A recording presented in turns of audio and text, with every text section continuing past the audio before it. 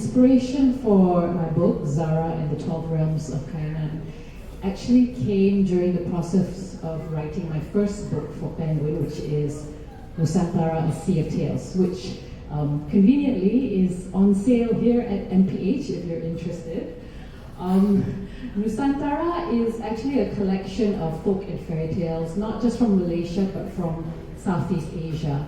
And when I was in the process of researching all the folk and fairy tales, it occurred to me that this was a recurring pattern, and that was loads of folk tales being repeated in different countries. So you have the same folk tale, but it is they have many versions of it in Malaysia, Indonesia, Brunei, Singapore, etc.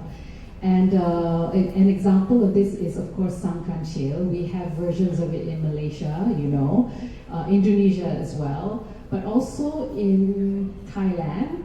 And there's a really wicked Sangkan Chil version from Sarawak. I think it's from the Melanau people of Sarawak, where Sangkan Chil is this vicious serial killer. Can you believe it?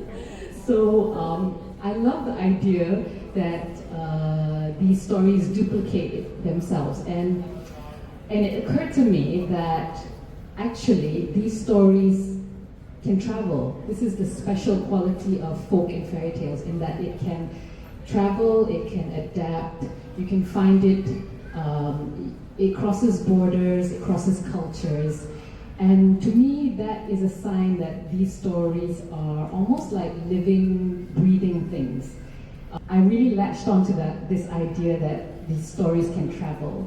And when I was writing this book, I thought I needed to kind of find an environment for all these stories to live in. Another thing that cropped up when I was researching this book is this place which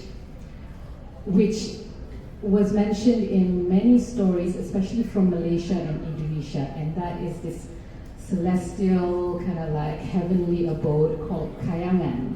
And I just thought that would be such a wonderful place for these stories to live in. So those two kind of ideas, they came together, and that was kind of how I got the idea of the world building for this book. But in spite of all that, this is a middle grade book. It's a coming of age story about our girl, Zarra Nuraman, a 12-year-old protagonist, who is faced with immense difficulties.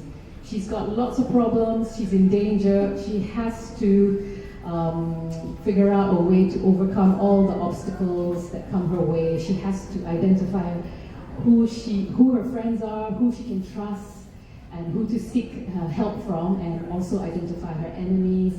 And at the end of the day, she goes on a journey of self-discovery, and she kind of like adapts, she moves on, she grows up basically.